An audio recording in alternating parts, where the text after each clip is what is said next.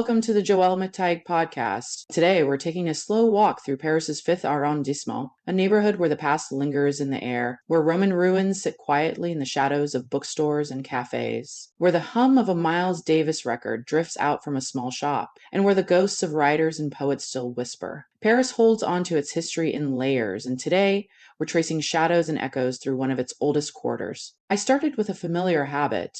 I zoomed in on my overstarred map, looking for a path where two corners of the city connect, a loose stitch pulling together fragments of history and memory. And so we began at a Roman amphitheater, one of the last traces of Lutetia, the ancient name for Paris. It could hold 15,000 people once. Gladiators fought here. Orators held crowds in their grip. Poets, actors, and warriors filled this space with their voices. And now the voices are quieter. Students sit in clusters, unwrapping sandwiches on the worn stone steps. A woman reads, her back pressed against history. Pigeons shuffle in the ridges where crowds once roared. The wind moves through the sycamore trees, throwing shadows across the arena floor. My sisters climb the steps ahead of me, mittened hands gripping the wooden railing. "It's steeper than it looks," one of them calls. And it is. My fingers trail along the wooden railing. There is something about ruins. They were built for something grand. Now they remain for something small, for quiet moments, for afternoons spent doing nothing at all. They walked ahead of me, leading the way toward the Paris Jazz Corner, a small, unassuming shop filled with the scent of aged record sleeves and warm vinyl. Even before we stepped inside, I could hear it, the low hum of a needle against wax, waiting to let the music rise. I could almost hear a Miles Davis riff curling at the edges of my thoughts. Inside, the records were stacked high, yellow labels marking time. Paris has a rhythm of its own, one that lingers in these quiet places, tucked between the past and the present. We passed through narrow streets, stopping for small coffees and warm croissants. The heat pressed through the paper sleeves, our hands wrapped around them like votives.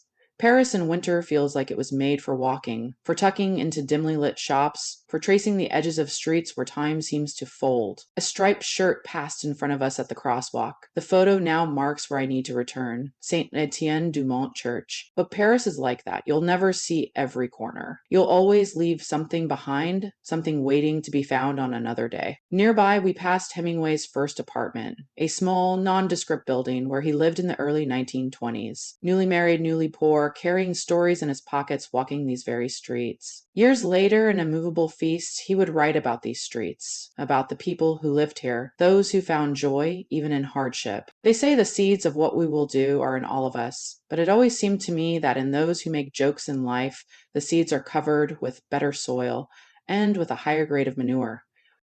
Hemingway knew something about the weight of the past pressing against the present. That's what it feels like here, walking these streets surrounded by layers of history and memory. The day stretched thin. Paris held on to us a little longer, long enough to hear the last few notes of a jazz record before the door swung shut, long enough to watch the shadows shift over ancient stones, long enough to remind us that some places don't just exist in time. They exist between it. Thanks for joining me on this walk through Paris's 5th Arrondissement. You can view the photographs from this walk. The link is in the show notes. If you enjoyed this episode, subscribe and share it with a friend. Thanks for listening, and I'll see you next time.